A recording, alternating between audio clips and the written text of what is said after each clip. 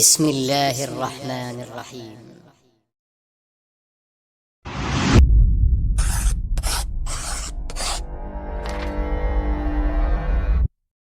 Assalamualaikum warahmatullahi wabarakatuh. Apa kabar anak-anak? Semoga kita selalu diberi kesehatan dan lindungan Allah Subhanahu wa taala. Pada hari ini kita akan belajar tema 2, subtema 1, muatan IPS. Materi yang akan dipelajari yaitu makna proklamasi kemerdekaan Indonesia. Sebelum kita mengetahui makna proklamasi kemerdekaan Indonesia, kita harus tahu peristiwa yang terjadi saat proklamasi kemerdekaan Indonesia. Pada tahun 1945, Jepang berperang melawan sekutu. Pada tanggal 6 dan 9 Agustus 1945, kota Hiroshima dan Nagasaki di Jepang dibom oleh sekutu. Jepang menyerah tanpa syarat pada sekutu pada tanggal 14 Agustus 1945. Di bawah ini adalah gambar saat-saat pengoboman kota Hiroshima dan Nagasaki pada tanggal 6 dan 9 Agustus 1945.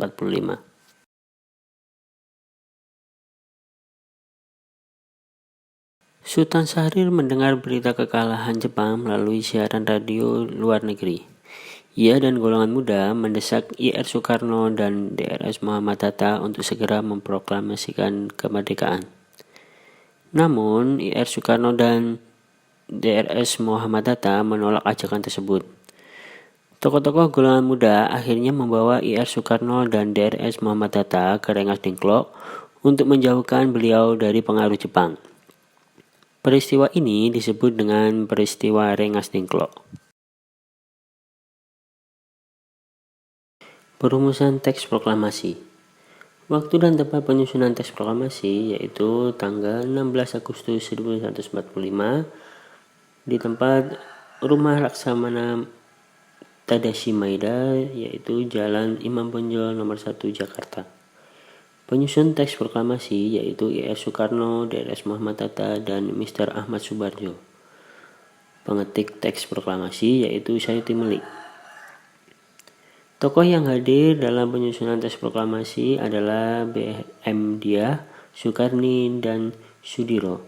Soekarni mengusulkan agar yang menandatangani teks proklamasi adalah Ir Soekarno dan Drs Muhammad Hatta atas nama bangsa Indonesia.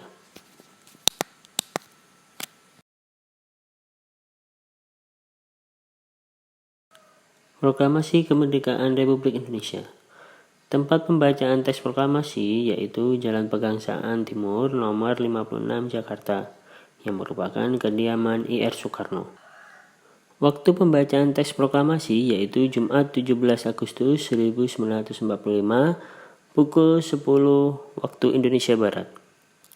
Penjahit bendera merah putih yaitu Ibu Fatmawati.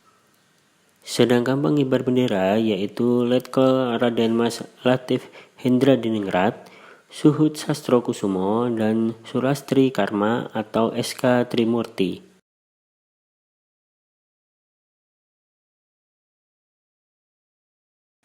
Selanjutnya yaitu makna penting proklamasi kemerdekaan Indonesia. Yang pertama yaitu sebagai puncak perjuangan bangsa Indonesia. Yang kedua, pengakuan kepada dunia luar. Yang ketiga, menaikkan martabat bangsa. Yang keempat, perjuangan sebagai negara baru. Yang kelima, tonggak sejarah negara Indonesia. Tokoh atau pejuang yang berjasa terhadap kemerdekaan Indonesia. Yang pertama yaitu Ir Soekarno. Lahir di Blitar 6 Juni 1901, wafat di Jakarta tanggal 21 Juni 1970. Dijuluki Bapak Proklamator Indonesia. Peran dalam proklamasi kemerdekaan: yang pertama, penyusunan teks proklamasi. Yang kedua, menandatangani teks proklamasi. Yang ketiga, pembaca teks proklamasi. Dan yang keempat, Presiden pertama Indonesia. Yang kedua yaitu Drs Muhammad Hatta. Lahir di Bukit Tinggi, Sumatera Barat, tanggal 12 Agustus 1902. Wafat di Jakarta tanggal 14 Maret 1980. Dijuluki Bapak Proklamator Indonesia dan Bapak Koperasi Indonesia. Peran dalam proklamasi kemerdekaan: yang pertama, penyusunan teks proklamasi, yang kedua, menandatangani teks proklamasi, dan yang ketiga, Wakil Presiden pertama Indonesia.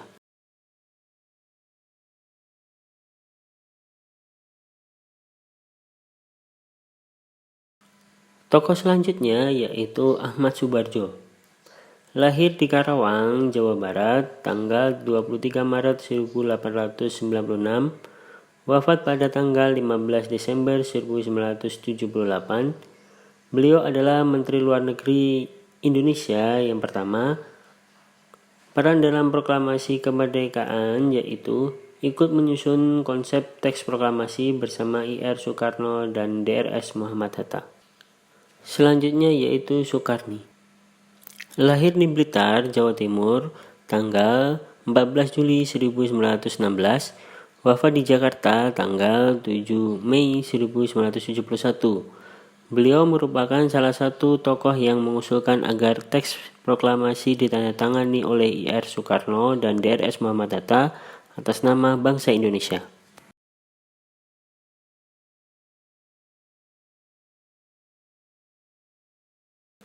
Tokoh selanjutnya yaitu Laksamana Tadashi Maeda.